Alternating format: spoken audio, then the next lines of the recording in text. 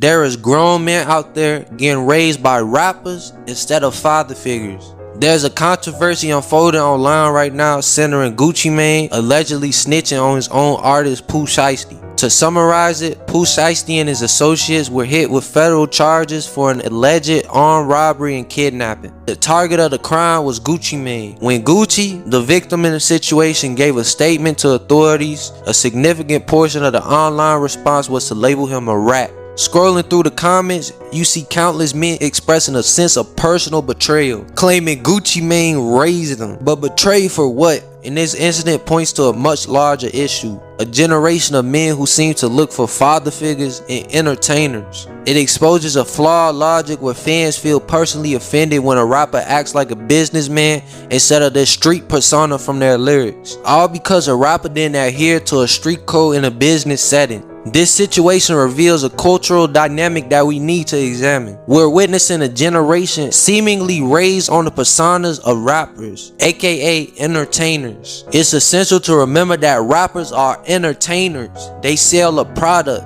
which is often a persona or a story. For many, the more dangerous and street that story is, the more compelling it becomes as a product. The problem starts when the audience buys into the fantasy so completely that they get angry when the author refuses to live by the rules of their own fictional world. Consider Jeezy in 2005. He released Trap or Die. But a few years ago I seen a post saying Jeezy told us Trap or Die, but told his own son stay in school. I mean, duh, dumbass. Any father would rather his son get a degree than risk death or prison. The fans living by the Trap or Die mantra receive the part that sells records, not the part that builds a stable life. Jeezy the entertainer sold a narrative. Jeezy the father made a responsible choice for his family. You only see the hypocrisy there if you believe the persona was the person. And this isn't new. Hip hop has often been about telling stories of overcoming adversity. Sometimes those stories involve crime because that is the reality for some. But documenting the reality is different from treating that documentation as an instruction manual.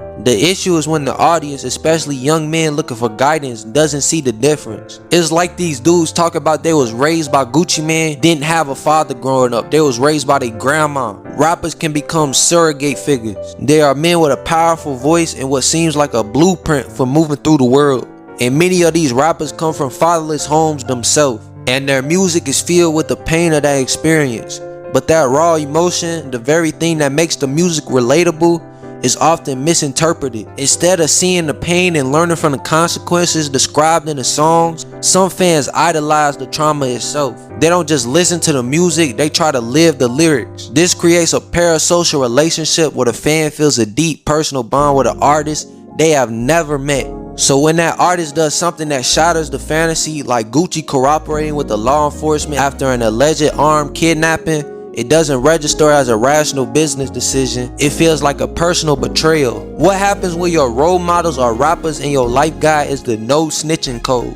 You get what we're seeing now, a warped sense of loyalty, honor, and reality. There's probably a kid who's in the inner city right now listening to Pooh Shiesty's music and think his lyrics are a viable career path. You got grown men online defending a man who allegedly committed a violent federal crime. This is a direct result of a void in fatherly guidance being filled by extreme personas from entertainment. A real father teaches nuance. He teaches the difference between a song and real life. He teaches that loyalty is a two-way street and doesn't mean enabling self-destruction. A real father would tell his son exactly what Jeezy told his. Trap or Die is just a record, but a college degree is a future. A real father would explain that even if you mistrust the system, being the victim of a violent crime is not the time to play by street rules you were never a part of. The consequences are real. Pooh Shiesty, a young man with a promising career. From what I heard, he could have made $20 million this summer if he just stayed out of jail. This dude could have made $20 million just from touring, but he's now facing charges that could change his life forever. Instead of this being a cautionary tale about ego and reckless choices, a large portion of the audience is treating it like a movie, debating a street code that doesn't even apply. This is a much needed reality check. The music isn't the problem. the uncritical worship of the artist is. A generation so starved for role models that they embrace flawed entertainers as surrogate fathers, and now they are feeling the sting of a betrayal that was never real. My grandma told me everything you see is entertainment, it's not real. One day y'all gonna learn that these rappers are just entertainers.